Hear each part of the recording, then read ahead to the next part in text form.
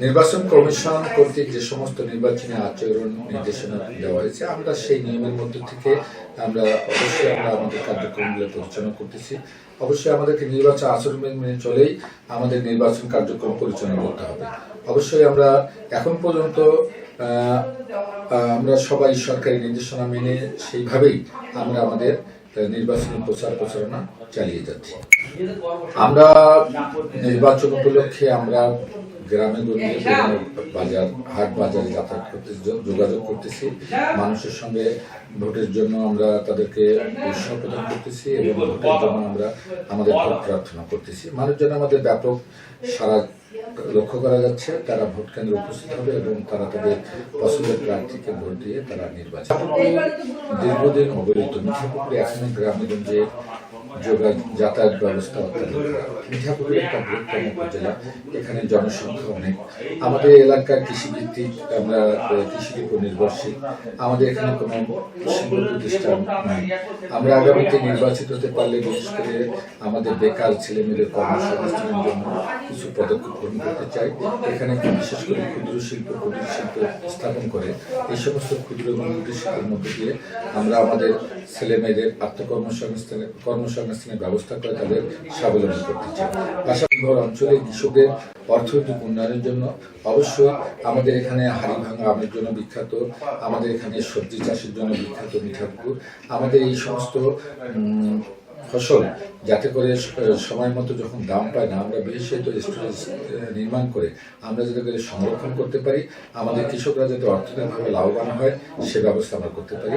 পাশাপাশি মিঠাপুকুরে সমাজ থেকে মিঠাপুকুরে বিভিন্ন মাদকে যাতে নির্মূল করা যায়, আমাদের যুব সমাজকে মাদকের হাত থেকে রক্ষা করার জন্য আমরা খেলাধুলার প্রতি কিছু বিশেষ নজর দিতে চাই, যাতে করে আমাদের ছেলেমেয়েরা তারা খেলাধুলার প্রতি আকৃষ্ট হয়ে মাদক থেকে দূরে সরে থাকে এবং সমাজে একটা সুন্দর পরিবেশ তৈরি হয়। এবং আমরা তার পাশাপাশি চিকিৎসা সেবার মান উন্নয়নের জন্য আমরা অবহেলিত গ্রামের বিভিন্ন অঞ্চলে লোকজন যাতে সুচিকিৎসা পায় সেজন্য আমরা উপজেলা পর্যায় থেকে ইউনিয়ন পর্যায়ে স্বাস্থ্যসেবার মান নিশ্চিত করার জন্য আমরা স্বাস্থ্য ভালো ডাক্তার নার্স ব্যবস্থা করে আমরা এখানে চিকিৎসা সেবা।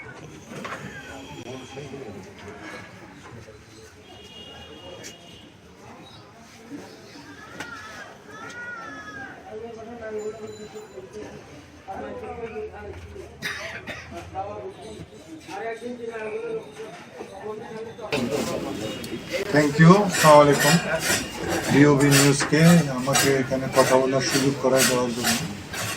আপনারা ভালো করে জানেন আমরা দীর্ঘদিন জাতীয় পার্টি এই অঞ্চলে প্রতিনিধিত্ব করছে একচ্ছত্রভাবে, কিন্তু 2008 সালের পরের প্রেক্ষাপট থেকে 2024 সাল অবধি প্রেক্ষাপট যেটা ছিল সেটা সবারই জানা।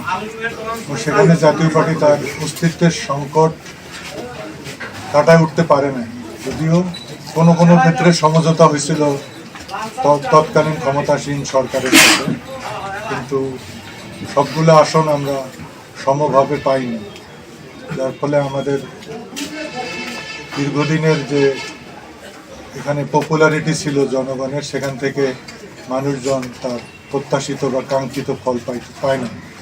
এখন আমি আশা করতেছি জাতীয় পার্টি 2026 সালের নির্বাচন থেকে তার পুনরুদ্ধার করবে তার আসনগুলা এবং নতুন করে আবার যাত্রা শুরু হবে জাতীয় পার্টির এই অঞ্চল থেকে। এটা আমি খুব বেশি করে আশাবাদী। সেক্ষেত্রে যদি প্রশাসন নিরপেক্ষভাবে একটা অবাধ সুষ্ঠু নিরপেক্ষ নির্বাচন করে তাহলে এটা সম্ভব হবে। আমরা লেভেল প্লেইং ফিল্ড আশা করি, কিন্তু দুঃখজনক হচ্ছে যে তারা নির্বাচন আচরণ বিধি যে লঙ্ঘিত হচ্ছে সেটার ব্যাপারে তারা উদাসীন। তাতে করে মনে হচ্ছে তাহলে ভোট কি হবে। তারা যদি তার নির্বাচনী আচরণ বিধি সমভাবে সবাই উপর প্রয়োগ করতে না পারে, এতটাই উদাসীন যে যার ইচ্ছা মতো ফ্রি স্টাইলে সব কাজ করতেছে, মনে হয় যে এখানে কোনো সরকারই নেই। এটা আমরা আশা করব প্রশাসন যত দ্রুত সম্ভব, আমরা কিছু অভিযোগ করছি সে ব্যাপারে তারা উদাসীন এবং কোনো কর্ণপাতও করতেছে না। তাহলে ভোট কিভাবে হবে সেটা বুঝতেছি না, মনে হচ্ছে কোনো একটা দলকে পক্ষপাতিত্ব করতেছে। জয়ের ব্যাপারে আমি আশাবাদী, যেহেতু মানুষ তার হারানো আসন পুনরুদ্ধার করতে চায়, সে তার অধিকার প্রতিষ্ঠা করতে চায় এবং সে ব্যাপারে আমি আশাবাদী মানুষের সাথে কথা বলে তারা তাদের হারানো আসন পুনরুদ্ধার করতে সর্বোচ্চ সংগ্রাম করবে এবং সর্বোচ্চ এফোর্ট দিবে তাদের হারানো আসন পুনরুদ্ধার করার জন্য। সে ব্যাপারে আমি আশাবাদী যে আমরা অবশ্যই আমাদের আসনটা ফিরে পাবো আবার।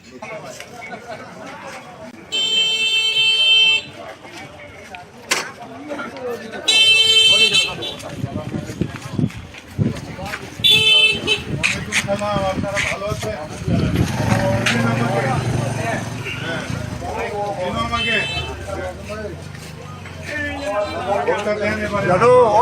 ঠিক আছে বাঙল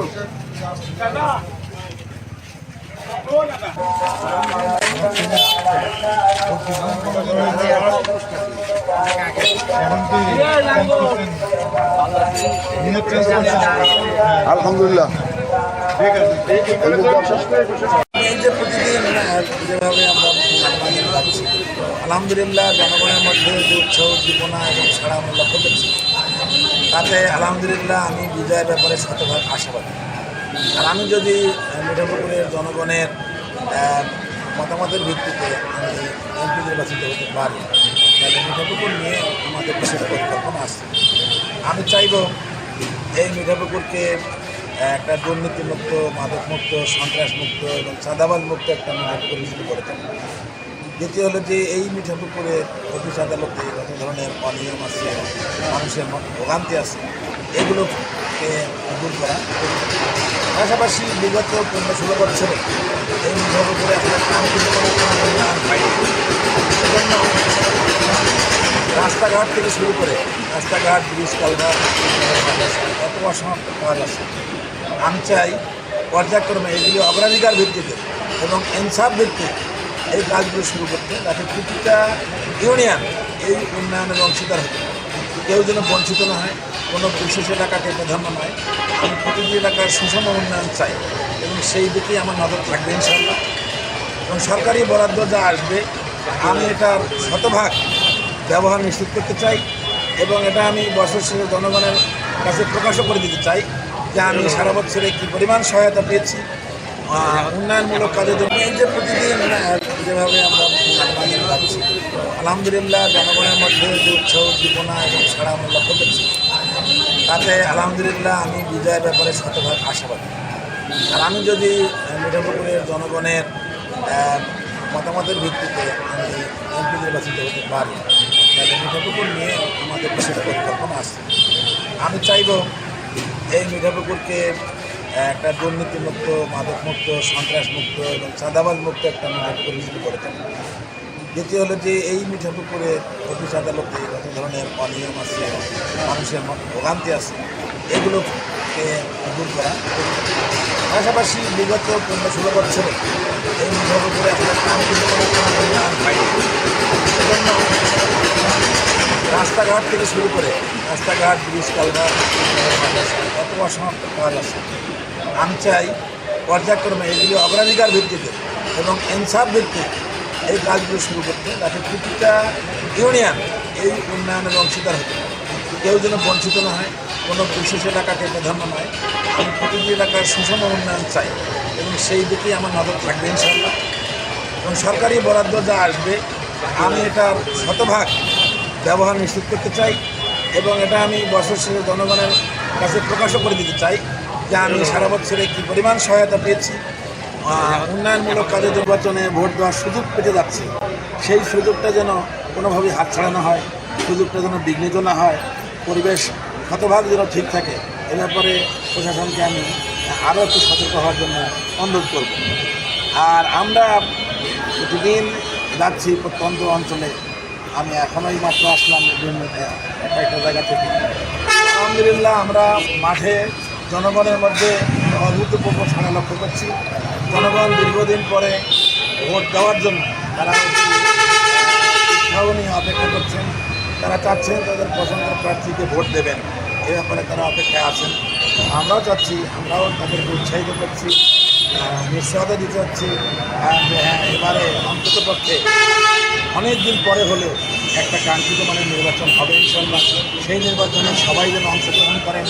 তারা আগামীর বাংলাদেশ বিনির্মাণে আমরা যে নতুন বাংলাদেশের স্বপ্ন দেখছি, সেই নতুন বাংলাদেশ বিনির্মাণে তারা তাদের মতামত ব্যক্ত করেন, তাদের পছন্দের প্রার্থীকে ভোট দেন।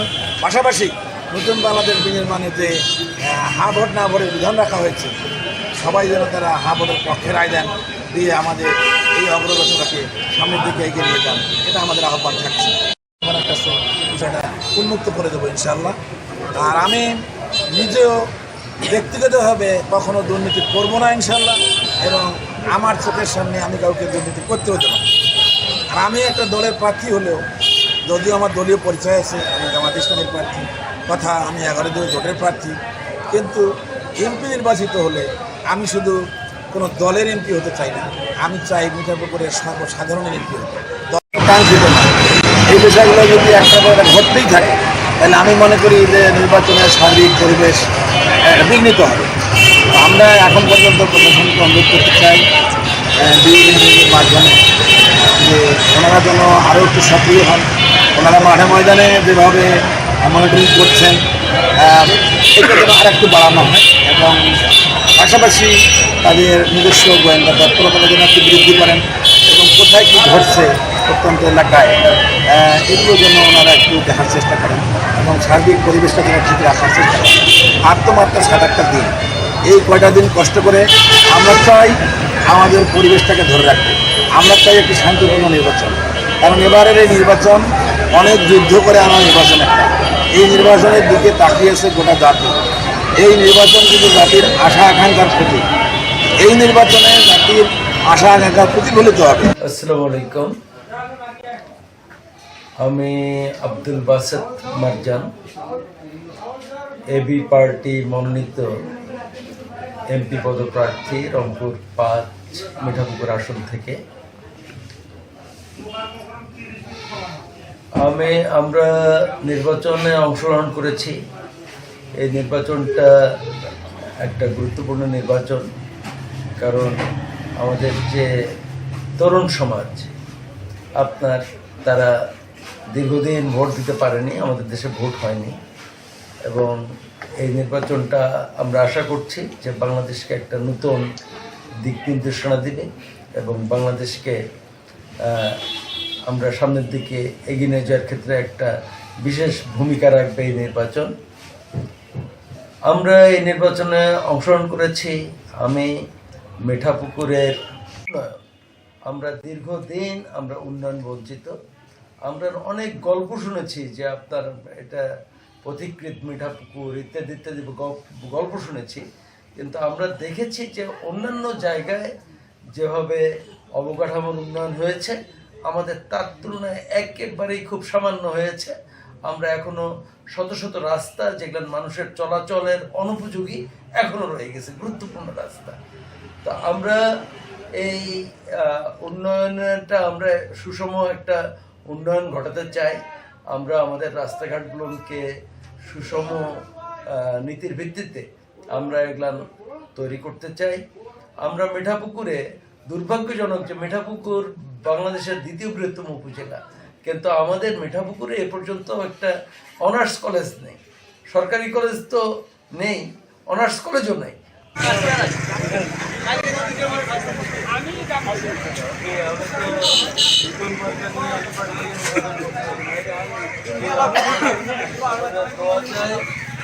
সমর্থন চাই, আপনার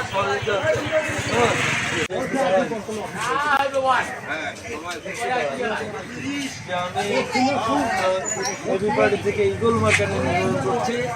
আপনাদের দোয়া, সহযোগিতা, ভোট চাই, কেমন?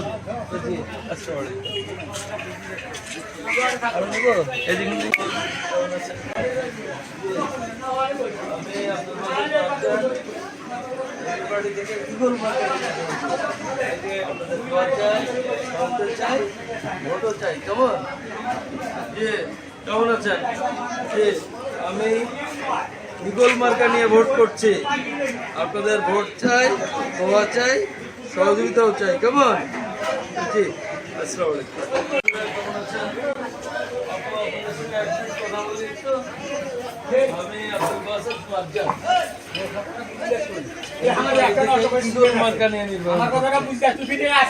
আপনাদের দোয়া চাই, সহায়তা চাই, ভোটও চাই। কেমন? দোয়া রাখবেন।